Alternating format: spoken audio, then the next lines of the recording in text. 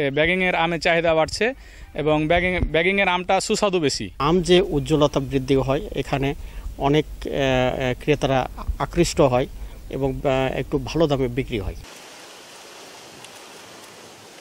গাছে থাকা ফজলি, খিরসাপাত, ল্যাংড়া, আশ্বিনা সহ বিভিন্ন জাতের আমে পরানো হচ্ছে ফ্রুট ব্যাগ। আমের ওজন ১০০ থেকে ১৫০ গ্রাম হলেই বেঁধে দেওয়া হয় এসব ব্যাগ। পরিপক্ক হওয়ার পর আম নামানোর পর খোলা হবে ব্যাগ।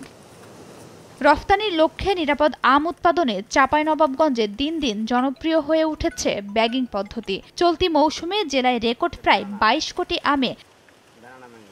বিশেষ করে মাছি পোকাতে যেন না পড়ে আমটা যেন এক্সপোর্ট কোয়ালিটির করা যায় এবং আমটা যেন ভালো থাকে। ব্যাগিংয়ের আমের চাহিদা বাড়ছে এবং ব্যাগিংয়ের আমটা সুস্বাদু বেশি। আম যে উজ্জ্বলতা বৃদ্ধি হয় এখানে অনেক ক্রেতারা আকৃষ্ট হয় এবং একটু ভালো দামে বিক্রি হয়। তবে ব্যাগগুলো আমদানি করা হয় দেশের বাইরে থেকে। চাহিদা বাড়ায় নিম্নমানের ফ্রুট ব্যাগ বাজারজাত করার অভিযোগ বাগান মালিকদের। মনিটরিং এর পাশাপাশি ফ্রুট ব্যাগ কৃষিজাত পণ্য ঘোষণা করে আমদানি কর মুক্ত করার দাবি তাদের।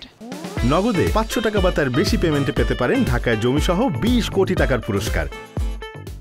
সরকার যদি এটাকে কৃষি পণ্য ঘোষণা করে এবং যদি ট্যাক্স মওকুফের ব্যবস্থা করে তাহলে আমরা ২ টাকার মধ্যে আমের ফ্রুট ব্যাগগুলা পেয়ে যাব। আমটা বেশি হওয়ার কারণে এটা বাড়ছে না, তেমন আমরা আমটাকে তেমন পরিপূর্ণভাবে রক্ষা করতে পারছি না।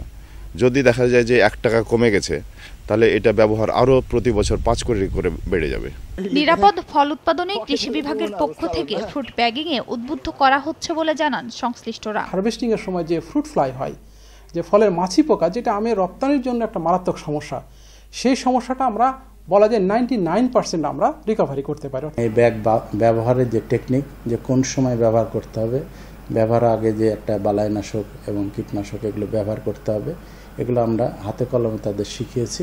কৃষি বিভাগের তথ্য মতে চলতি মৌসুমে চাঁপাইনবাবগঞ্জে ৩৭,৬০৪ হেক্টর বাগান থেকে আম উৎপাদনের লক্ষ্যমাত্রা নির্ধারণ করা হয়েছে প্রায় ৪.৫ লাখ মেট্রিক টন। সময় সংবাদ, চাঁপাইনবাবগঞ্জ।